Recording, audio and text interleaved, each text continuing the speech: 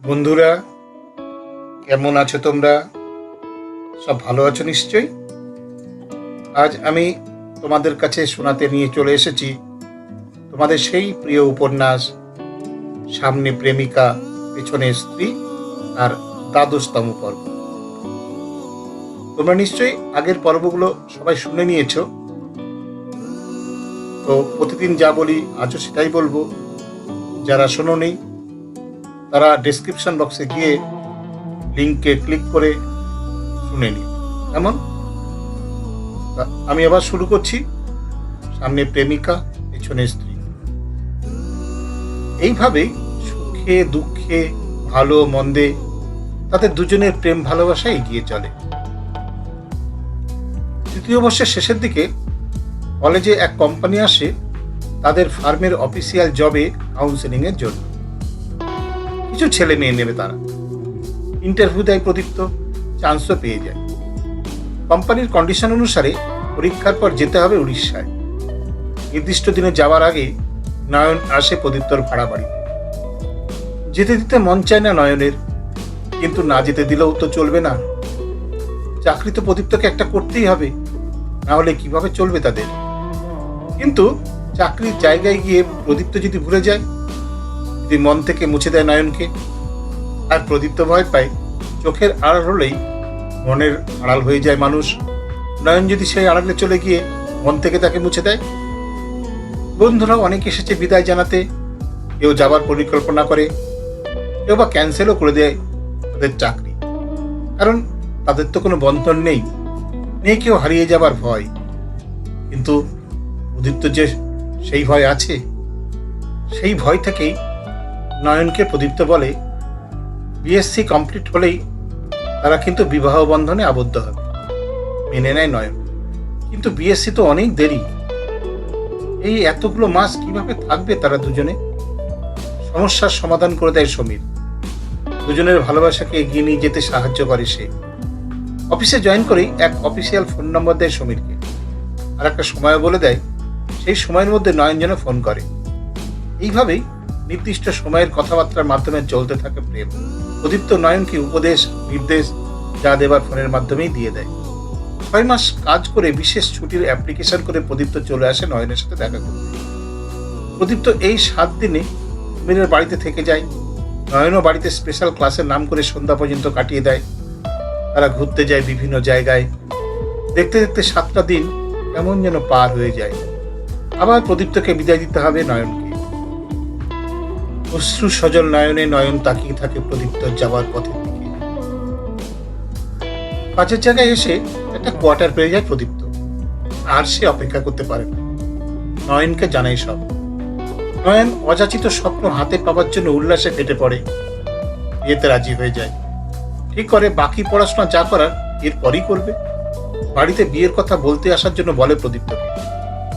প্রদীপ্ত মামাদের জানাই সব। মামারা প্রথম দিকে সামান্য আপত্তি করলেও প্রদীপ্ত জেদের কাছে হার মানে। মামারা প্রদীপ্তকে জানায় আগে তারা বন্ধু বান্ধব মিলে কথা বলে আসুক, তারপর তারা বড়রা যাবে কথা বলতে, ফাইনাল করতে। সেই মতো সমীরকে নিয়ে প্রদীপ্ত যায় নয়নের বাড়িতে। মুসলমান হলেও আদর আপ্যায়নের কোনো খামতি রাখে না নয়নের পরিবারের লোকজন। যতটা সম্মান দেখানো যায় ততটাই সম্মান রাখে এদের দুজনের কাছে।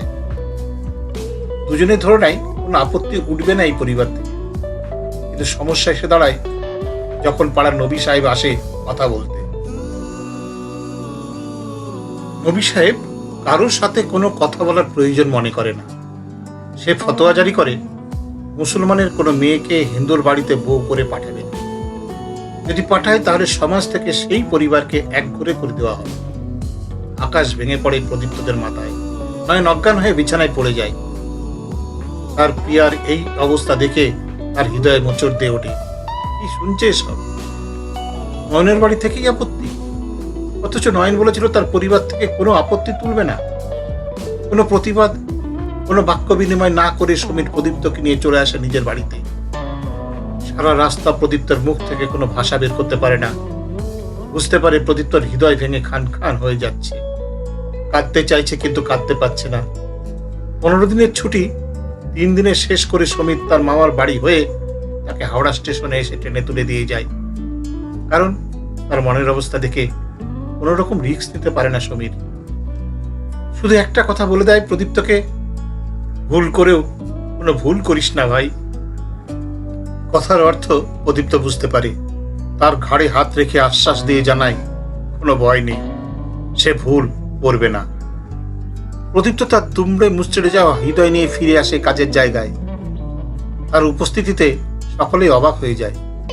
15 দিনের ছুটি মাত্র 3 দিনে কেন শেষ হয়ে যায় তার কারণ সে কাউকেই বলতে পারে না। এক বোবা কান্না ভেঙে যাওয়া স্বপ্নকে নিয়ে থেকে যায় তার কাজের জায়গায়। সমীরকেও তার ফোন করতে ইচ্ছা করে না আর। সমীর যদিও বা কখনো কখনো ফোন করেছে, প্রয়োজনীয় কথা ছাড়া বেশি কিছুই বলেনি। সে বলতে পারেনি কারণ খোঁচা দিয়ে পুরনো ঘাকে আঁচড় দিতে চায়নি। কি ঘুমাচ্ছ? স্টেশন তো চলে এসেছে। চোখ মেলে তাকায় স্ত্রীর দিকে। নামবে নাকি ঘুমিয়ে থাকবে? কোনো কথা বলে না। স্ত্রীর পেছন পেছন নেমে পড়ে স্টেশনে। রিক্সাতে সারা রাস্তা কোনো কথা বলে না প্রদীপ্ত।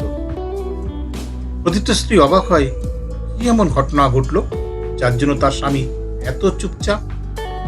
নাকি ডাক্তার এমন কোনো রোগের কথা বলেছে যার চিন্তায় চিন্তিত হয়ে কথা বন্ধ করে দিয়েছে?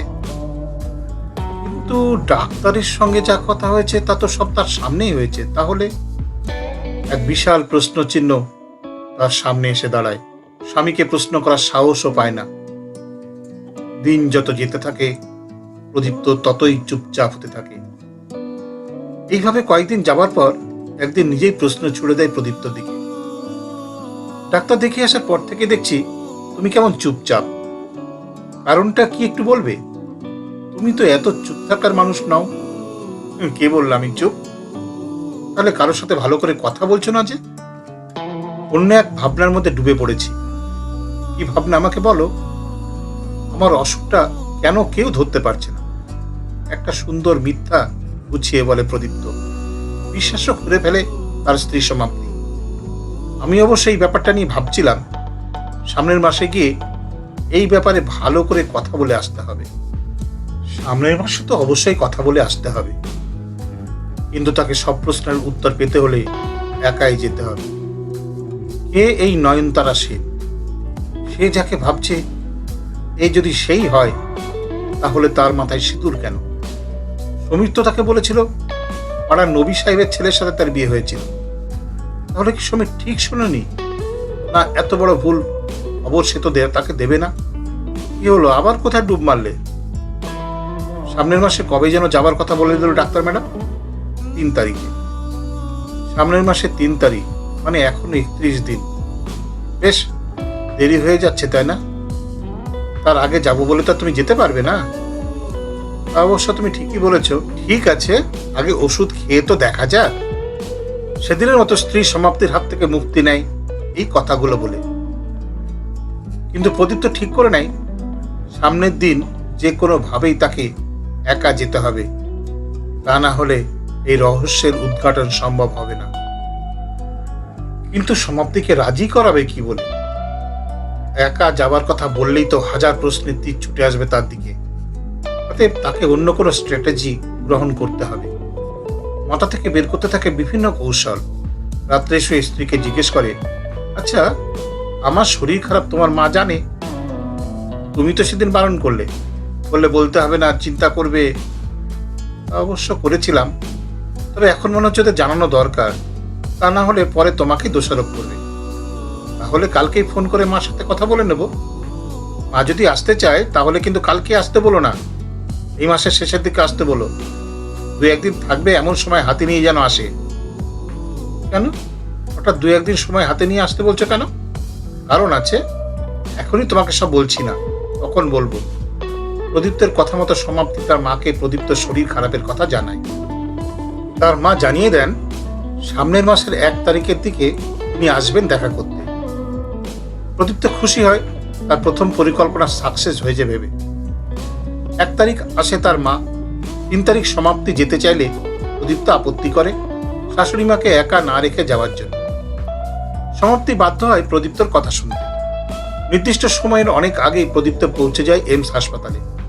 পৌঁছেই স্ত্রীর কথা মতো একবার ফোন করে দেয় তাকে, না হলে ফোনের পর ফোন করে উত্ত্যক্ত করতে থাকবে। যেহেতু সবকিছু রেডি করা, ফলে ডাক্তার চেম্বারের কাছে পৌঁছে যেতে তার দেরি হয় না। একজন রুগী ভেতরে আছে, আর কোনো রুগী তখন পর্যন্ত এসে পৌঁছায়নি। ফলে রিসেপশনিস্ট একটু বসতে বলে। চেয়ারে বসেই মাথার মধ্যে আবার একই চিন্তা ঢুকে যায়। আজ তাকে সমস্ত প্রশ্নের উত্তর পেতেই হবে। যদি সত্যি নয়ন হয়, তাহলে কেন তার মাথায় সিঁদুর?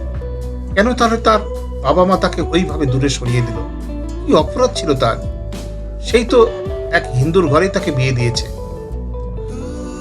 কেমন লাগলো বন্ধুরা? ভালো লাগলো নিশ্চয়ই।